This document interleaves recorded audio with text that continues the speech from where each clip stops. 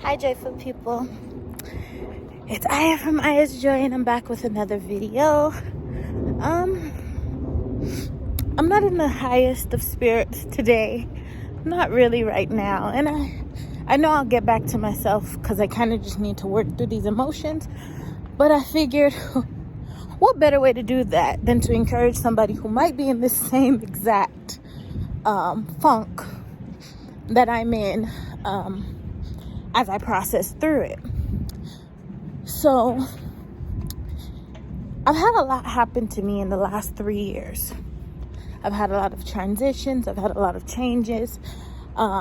This is where I have built my walk with God and my relationship with Jesus Christ, and understanding how it is to press into Him and truly walk by faith, not by sight.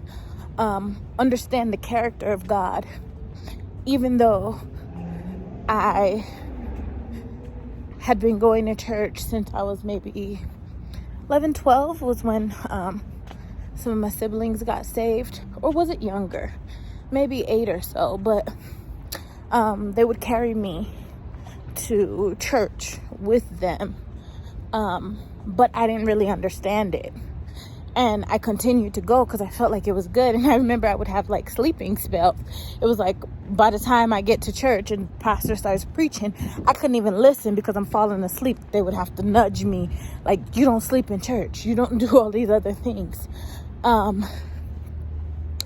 I thought the best way to get to God is by doing what you believe is right. Wednesday Bible study, I'm showing up. I'm not actually studying. And making sure I'm there on Sundays and volunteering to be inside of some sort of ministry. So that was what I did. We all know how that goes because that's religion, not relationship. And in order to have a true relationship with God, you need to know His character by His word. You need to accept your gift of the Holy Spirit by filling yourself in the word so that the Holy Spirit can bring it out in time. So it has to get to a point to where God touches you as well as you are speaking to Him. You are in prayer. My prayer was to get a notebook when things were going wrong or whatever and write, "Dear God, it's Aya." And that was what I did. So that was just backstory to get here. So now, with all of these transitions and me now understanding that relationship part that I didn't, because I was praying for God to save another area of my life, and in the end He saved me, and uplifted me and encouraged me and showed me things about myself that I didn't even know. A lot of things I struggled with, insecurity, inconsistency, lack of discipline, entitlement, anger, just many things were actually finally dealt with because of this situation that I could not control, that was happening to me. And you guys know, I probably say it quite a few times, that though it's happening to you, it's not about you, it's bigger than you. And I say that in the kindest of ways because I feel like sometimes we can become so wrapped up in our problems, and it doesn't mean not to acknowledge the hurt, the pain, the everything that comes with it. It doesn't mean not to acknowledge it, because you have to deal in order to heal. But know that the purpose is bigger and it's greater. And when you trust God to lead you through it, in the end, you come out better than when you went into it. Sometimes when you embrace pain, especially with your maker, your creator, the one who has created you, there's no way you're going to come out and it be there's no way you're gonna come out and it feel like you failed or you were stupid, because all of a sudden things will start to align. Even as you are reading the word, you might just be reading, because sometimes we don't process things the way that we should. Then before you know it, you start to see things in the word that went to a moment that maybe you felt stupid. Like, I should really say something. I should really do something. I should really make a change. There's something that I should be doing here. And yet when you're walking with God, he'll tell you, hold still. Of course, he showed himself to you a few times where he told you to hold still. He told you not to react. Sorry, guys. Hello. That you remember when that situation is presenting itself again. So now you have to hold still and back up. No matter how much it hurts. But the thing is that God is teaching you discipline, and God is teaching you faith.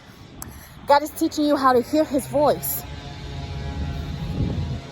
So there were many situations where I felt like, Lord, the more quiet I am, the more I'm getting beat up. You still want me to just sit still?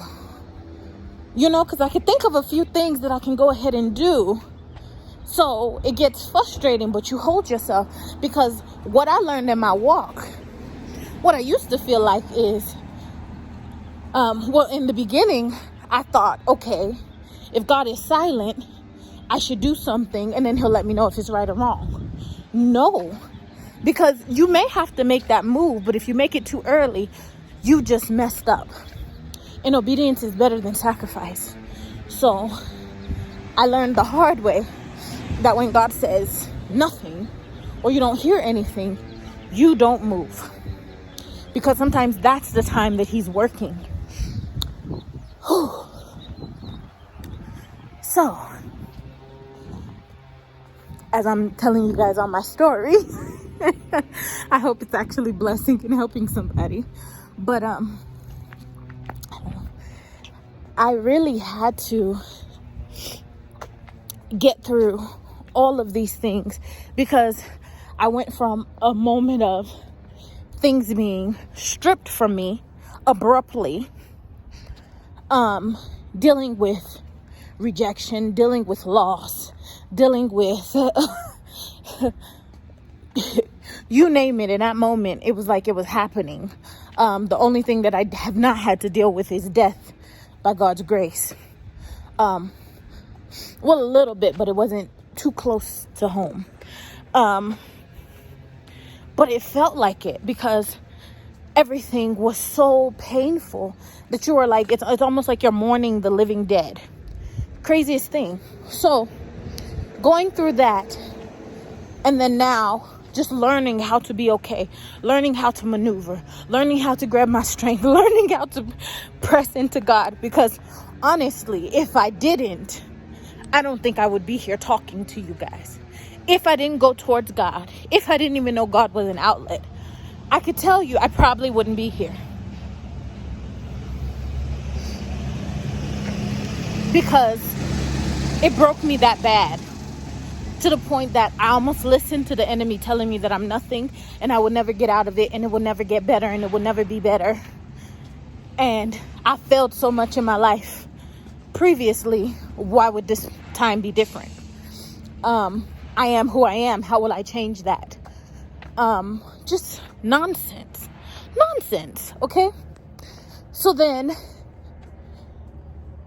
finally getting to a point of, okay, we're moving forward, but there's still a pool, because everything was ripped up abruptly. And like I said, mourning the living dead, meaning it's still there, but I can't touch it. To now getting to the point that I can touch it. But God set me up that so many things have been replaced. So many things have been replenished. Even greater, so many things have been restored, that going back, having to deal with the sentiment of what this once was, what this used to be, and even seeing it in the state that it was, just reminded me of the whole separation and breakdown in the first place. It reminded me of just everything, and how bad it was because of the state that, like, this thing was thriving the last time I saw it. And that's what I longed for. I longed for the thriving version of this, only for me to see it and there's pieces broken and things missing, and the stuff that I had and put together and created are the parts that were taken out. So it's only to pick through the things that you don't need anymore, you don't long for anymore. And even if you want to take it, it's excess because you have been restored. So having to deal with that, tying up loose ends, and not knowing how much it will affect me, and how even those closest to me that came to help me were, I love them, but a bit insensitive to my emotions of what is happening because they have never dealt. And I think that's one thing that we have to understand. People aren't trying to be harsh. People aren't trying to be rude. People aren't trying to be wicked. They're just trying to help you and are saying, you have gotten this far without all of this. Why bring it back as a reminder? Even the pieces that you feel like you want or you need, you know you don't need them because you've gone this far without. So don't, basically don't go back. Don't go back. Don't carry things that put you back or put you in a place of now you are carrying what no longer serves you, because you're not even the same person you were when things were thriving in that place. You are greater. So why do you want to bring the old that is beneath you now into your new? Whew. I'm feeling better already. How y'all feeling? Because sometimes we just don't know. We just don't know. Like, we literally have felt this loss for so long, have grieved this thing for so long, that the way you remember it is in a different light, until reality shows you that this is not what you think it is. So I have been dealing with these emotions, having gone to get my things, having to have those close to me say, yeah, we helped you, we'll come and help you, but you don't need this. And you don't need to bring this, in their way to protect you and protect your heart.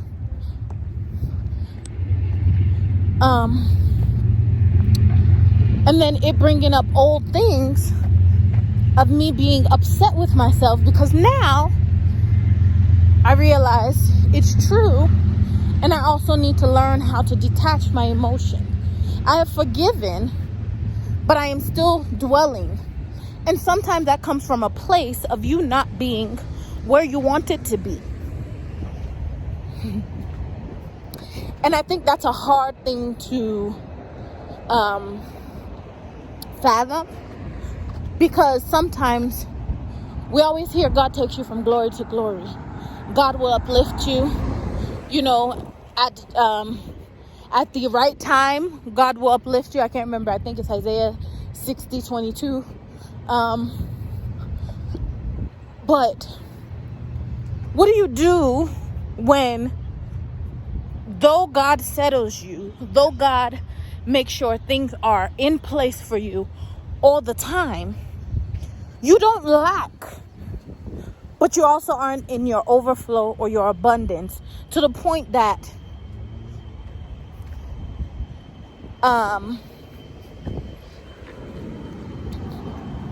you almost feel like God still has to rescue you, even though God comes in faithfully every single time. And you couldn't say that before, because before you would be scrambling, you still wouldn't make it. But with God, every time you make it, but you get tired of being in that moment of every time you almost don't make it until God comes through and makes it for you. But could it be that that time is testing? Before you get your abundance, before you get your overflow, are you capable of seeing my hand in the midst of this? Are you capable of going back and not being sucked in by what used to be and what you've been longing for internally? Are you capable of being able to be blessed and advanced and walk with more than you've ever had before? Because if God is going to set you up, trust and believe, it's going to be even better than you thought it was. So what happens if you end up having something better than what you thought it was, and yet your heart is still in the past, your head is still in the past? You've changed, but you don't see the change in you, so how are you going to act according to it?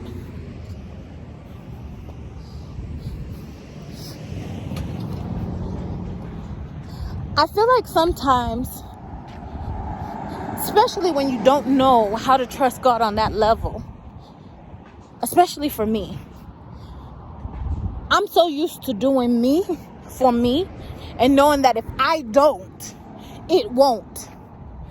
And now I have to not and know that it will.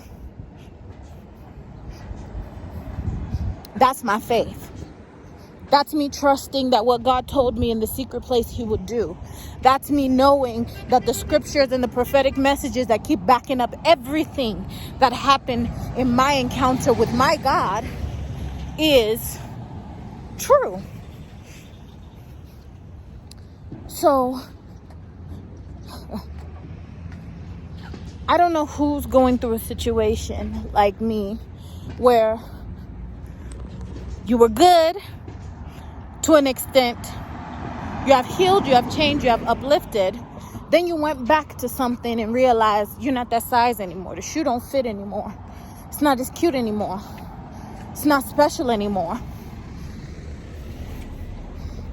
And the light was a light for that season. Now, your light is brighter and will even be brighter once God finishes your restoration. But you have to humble yourself to the point to where you heal and trust that everything left behind was left behind for a reason. You can't carry everything with you. It'll do you more harm than good. It's too much weight. It's too much baggage. You take what you need and you move. And if you don't need anything, and you know you don't need anything, then you close your eyes and you deal with the emotions on a daily basis as they come, and you move. And as you guys can see, as I'm talking to you, I took a walk. This is what I've been doing because I heard, the